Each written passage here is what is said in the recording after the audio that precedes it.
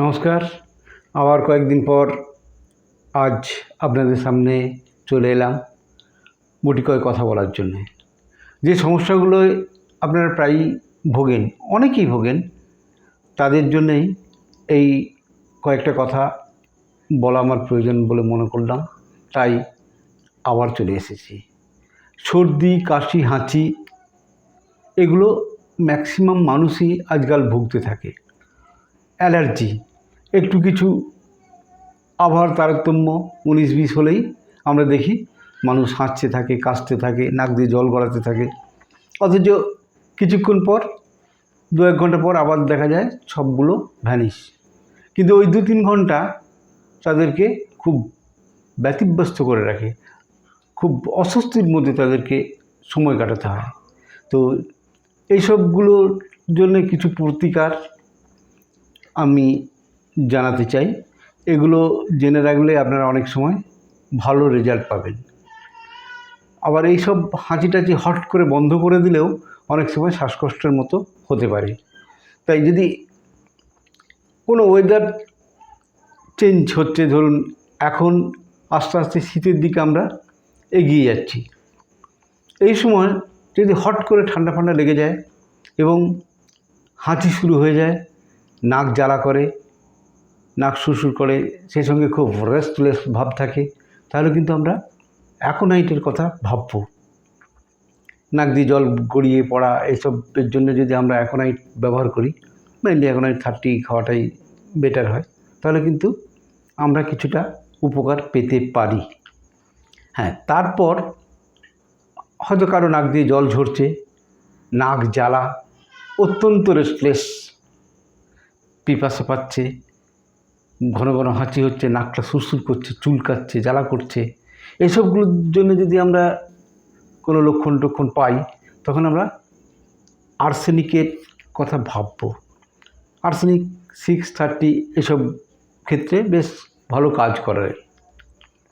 আবার দেখেছি অনেকের, বেশি করে শিশুদের সর্দি, কাশি, হাঁচি রয়েছে, তার সাথে নাকটা বন্ধ হয়ে যাচ্ছে এবং পাতলা জল ঝরে পড়ছে। আবার পাতলার সাথে কিছুটা একটু হয়তো শক্তর দিকে যাচ্ছে, একটু টান ধরেছে, এমন ক্ষেত্রে আমরা লাইকোপোডিয়ামের কথা ভাববো।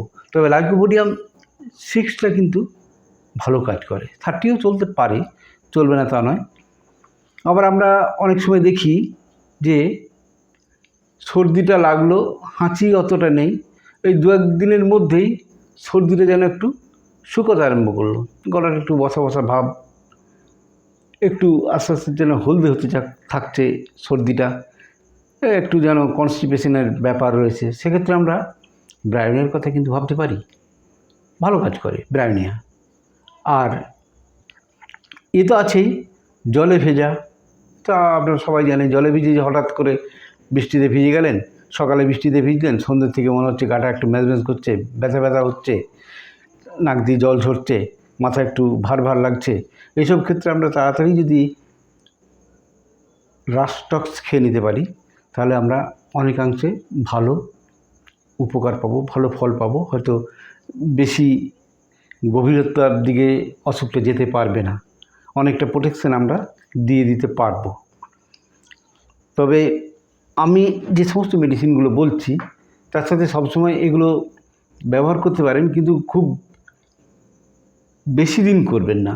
2-3 দিনের মধ্যে রেজাল্ট পেয়ে গেলে ভালো, নইলে যদি আরও উপসর্গ দেখা দেয়, জটিলতা দেখা যায়, তার আগেই কিন্তু আপনারা সুচিকিৎসকের মতামত নিয়ে নেবেন, এটাই আমার অনুরোধ থাকছে।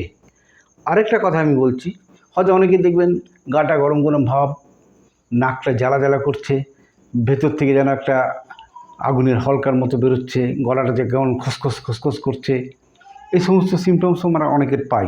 মাথাটা ব্যথা ব্যথা, নাকটা কেমন হালকা মাঝে মাঝে ঝরছে, মাঝে মাঝে বন্ধ হয়ে যাচ্ছে, মাঝে মাঝে শুকনো শুকনো লাগছে, মাঝে মাঝে ভিজে ভিজে লাগছে, কাশিটা দিনের দিকে যেন বেশি থাকছে, রাত্রে অতটা থাকছে না, মাথাটা একটু ব্যথা ব্যথা।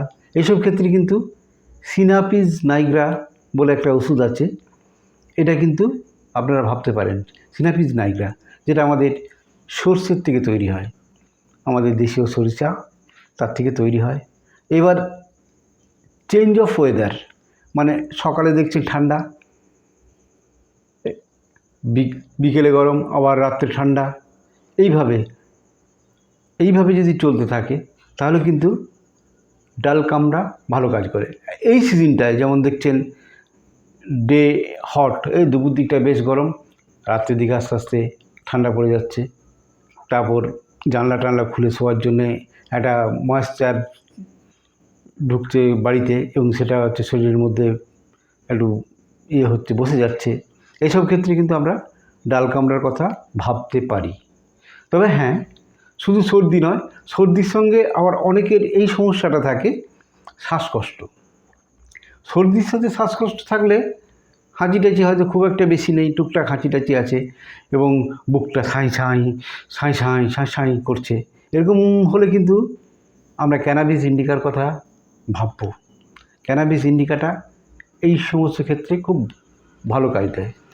আবার অনেকের নাকটা বন্ধ, ভালো করে নিঃশ্বাস নিতে পারছে না, বুকের মধ্যে একটা কেমন একটা সাউন্ড, সাঁই ঘড়ঘড়, এইসব সাউন্ড থাকলে কিন্তু আমরা ইপিকাকের কথাও মাথায় রাখবো।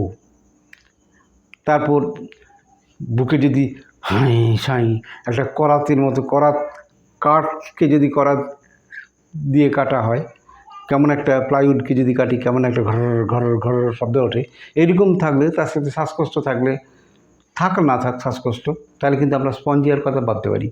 স্পঞ্জিয়া এই ঘরঘরানি ভাবটাকে দূর করবে এবং লুজ করে কফটাকে বের করতে বেশ সহায়তা করে। আর ক্যালিকার্ব বা ক্যালকেরিয়া কার্ব, এই দুটোই লক্ষণ অনুযায়ী পেশেন্টেরকে যদি আমরা ক্যালিকার্ব এবং ক্যালকেরিয়া কার্বের সঙ্গে আলাদা করতে পারি, তাহলে কিন্তু এইটা নিয়মিত যদি খেতে পারে, তাহলে কিন্তু তাদের এই যে ঠান্ডা লাগা ধাত যেটাকে আমরা বলি, অ্যাফিনিটি কোল্ড, যে ঠান্ডা লাগার প্রবণতা, এগুলো কিন্তু অনেকাংশে দূর হয়। আবার দেখবেন অনেকের আছে সারাদিন কিছু নেই, সকালে ঘুম থেকে উঠলো, ব্যাস কয়েকটা হাঁচি, ফাঁত করে হাঁচি শুরু হয়ে গেল। এই হাঁচিটা যদি কারো দেখতে পাওয়া যায়, সেক্ষেত্রে অ্যামন কার্ব বেশ ভালো কাজ করে। যদি রাত্রে এই অ্যামন কার্ব এবং অ্যামন কার্বের থেকেও আরও ভালো কাজ করে অ্যামন মিউর, রাত্রে যদি খেয়ে শোয়া যায়, তাহলে সকালে এর প্রবণতাটা অনেক কম দেখা যায়। কিছুদিন খেলে বেশ ভালো থাকা যায়। তবে অ্যাকুটনেসে যদি শ্বাসকষ্ট দেখা যায়, খুব শ্বাসকষ্ট হচ্ছে, তাহলে আমরা কিন্তু অ্যাকোনাইট কম পাওয়ার চেষ্টা করব। 1x 2x 3x দিলে অনেকাংশে আমরা রেজাল্ট পাবো। আর আরেকটা কথা হচ্ছে, একটা মেডিসিন যদি আমরা ভালোভাবে ব্যবহার করতে পারি, অলিয়াম জ্যাক এএস, অলিয়াম জ্যাকোরিস, যদি আমরা 1x 2x বা 3x জোগাড় করতে পারি, এটা যদি 8-10 ফোঁটা করে আমরা ডেলি 2-3 বার খাই, যাদের সর্দির ধাত আছে, যাদের খুব তাড়াতাড়ি সর্দি লেগে যাওয়ার প্রবণতা আছে, তারা কিন্তু এই মেডিসিনটা যদি কিছুদিন ধরে ব্যবহার করতে পারেন, আমার মনে হয় তারা খুব ভালো উপকার পাবেন। ঠান্ডা লাগার টেন্ডেন্সিটা অনেক অনেক অনেক কমে যাবে। আরেকটা কথা শেষে বলে যাই, আরেকটা ঠান্ডার জন্যে যেটা হয় আমরা হিমফোস্কা বলি। দেখবেন শীতকালে ঠান্ডা জলে হাত দিলে, বাসন ধোয়া মাজা করলে, ঠান্ডা জলের মধ্যে হাত ডুবালে দেখবেন আঙুলগুলোর মধ্যে বা পায়ের আঙুলগুলোর মধ্যে, হাতের আঙুলের মধ্যে এক ধরনের ফোস্কা এবং লাল লাল হয়ে যায়। হাতের মধ্যেও হতে পারে, বেশিরভাগ আঙুলের ডগাগুলোতে এবং আঙুলের মধ্যে হয়। এসব ক্ষেত্রে আমরা অ্যাগারিকাস, পেট্রোলিয়াম এগুলো ব্যবহার করলে ভালো রেজাল্ট পাবো। আর সেই সাথে একটু গরম জল ইউজ করতে হবে। ঠান্ডা জলটাকে যতটা পারা যায় অ্যাভয়েড করতে হবে। হয়তো সকালে উঠি ঠান্ডা জলটা না ঘেঁটে একটু গরম জল ঘাঁটতে হবে এবং গরম জলে কাজকর্ম করতে হবে, এবং তারপর থেকে নিজের কাজকর্ম স্বাভাবিক জলেই কাজকর্ম করা যাবে। এই বলে আমি আমার কথা শেষ করছি। এতে যদি আপনারা উপকৃত হয়, তাহলে আমার খুব ভালো লাগবে। নমস্কার।